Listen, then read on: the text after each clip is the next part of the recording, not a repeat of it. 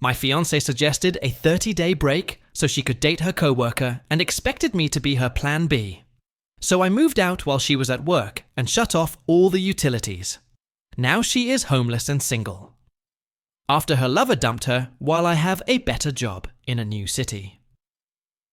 I'm sitting in a high-rise apartment 600 miles away from the life I thought I was building, and for the first time in 3 years, I can actually breathe. If you had told me a month ago that I'd be starting over in a city where I don't know a soul, I would have called you crazy. But life has a funny way of hitting you with the truth right when you're most blinded by love. I was with Sarah for 6 years. We were the golden couple. High school sweethearts who made it through college, through the first job struggles, and eventually into a beautiful suburban home with a mortgage and a dog named Buster. We were supposed to get married in June. The invitations were already sitting in a box by the front door, waiting to be mailed. Everything changed on a Tuesday night. Sarah came home late, again. For the past 2 months, her work projects had been getting more and more demanding.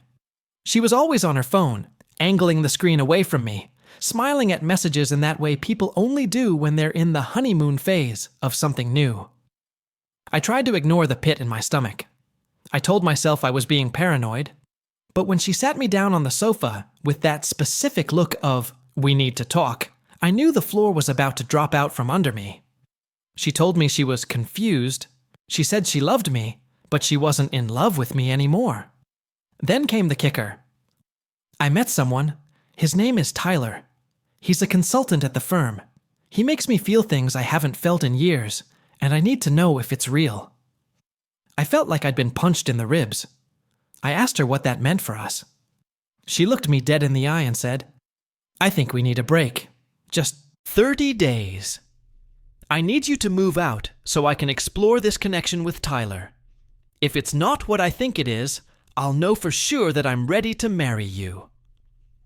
She actually thought I'd be her plan B.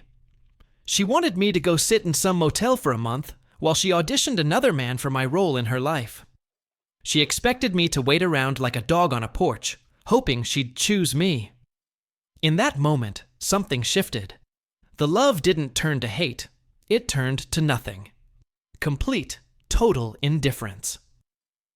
I realized that the woman I wanted to marry didn't exist. This person in front of me was a stranger. I didn't argue. I didn't beg. I just nodded and said, "If that's what you need to be sure, okay." She actually looked relieved. She even tried to hug me, saying how mature I was being. I walked away before she could touch me. She thought she had won. She thought she had successfully manipulated me into being her safety net. She had no idea that while she was out exploring, Tyler the next day, I was making moves that would ensure she'd never see me again. A week prior, my company had offered me a regional director position in a different state. It came with a 40% raise and a relocation package. I hadn't told Sarah yet because I wanted to propose a fresh start together.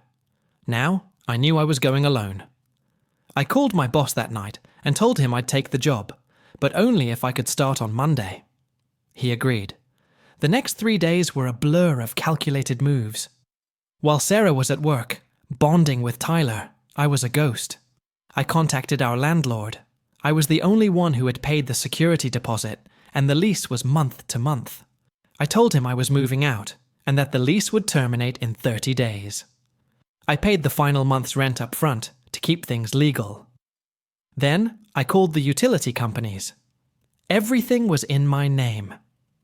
I scheduled the water, gas, and electricity to be shut off by the end of the week, on Friday, while she was at a happy hour. With her new soulmate, I had a moving crew at the house. I didn't take her things. I'm not a thief. But I took everything I had paid for. The 65-inch TV, the sectional sofa, the dining table, the bed frame, even the high-end espresso machine she used every morning. I even took the light bulbs I'd replaced and the shower head I'd upgraded. By 5 p.m., the house didn't look like a home anymore. It looked like an abandoned warehouse. I left the engagement ring on the kitchen counter. No note. No, I hope you're happy. Just a cold piece of metal sitting on a granite slab. I loaded Buster into my truck. He was my dog before I met her, and there was no way I was leaving him in that house. I drove all night.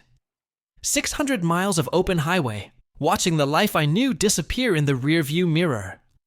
I felt lighter with every mile. I blocked her. I blocked her phone, her Instagram, her Facebook. I blocked her best friend, Chloe, who I knew was encouraging the affair. I even blocked her mom, which hurt, but I couldn't risk any bridge staying open. I arrived in my new city, checked into a corporate apartment, and started my new life. The fallout happened about a week later. I unblocked her sister Mia because Mia was the only one in that family with a moral compass. My phone instantly started smoking with notifications. Apparently, the break had been a disaster from hour one. Sarah had come home that Friday night, probably expecting to gush to Tyler about her bravery, only to find a dark, empty, freezing house. No lights, no hot water, no furniture. It gets better. Tyler, the soul connection, wasn't looking for a serious relationship. He was a corporate climber who liked the ego boost of stealing a guy's fiancée. The moment Sarah showed up at his apartment crying, with suitcases, talking about how she had sacrificed everything for him, he panicked. He told her he wasn't ready for anything heavy and ghosted her. Sarah was stuck. She couldn't afford the house on her own.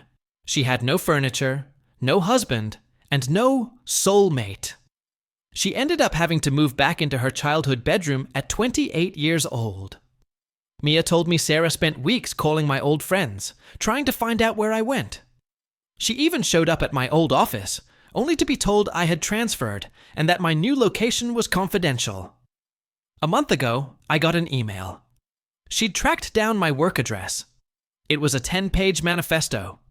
She claimed she was going through a manic episode, that Tyler had tricked her, and that our 6 years meant too much to throw away over a momentary lapse in judgment. She told me she still wore the ring I left on the counter, and that she was waiting for me to come home so we could fix this. I didn't reply to the email. I forwarded it to my lawyer to add to the file, just in case she got stalkerish. I'm not the same guy who left that house. In this new city, I'm a director. I'm a guy who goes hiking with his dog every weekend. I'm a guy who recently met a woman at a bookstore who doesn't need a break to know I'm the one. Looking back, the break was the greatest gift she ever gave me. She showed me her true colors before I signed a marriage license and tied my finances to hers forever. She wanted to see if the grass was greener on the other side. She found out it wasn't. It was just spray painted over a dirt pit. I'm not angry anymore. I'm just grateful I had the self-respect to walk away when she showed me I was an option instead of a priority. To anyone out there being told their partner needs a break to find themselves with someone else, let them go. But don't just move out. Move on. Pack your life, shut off the lights, and leave them in the dark they created. They don't deserve your shadow, let alone your presence.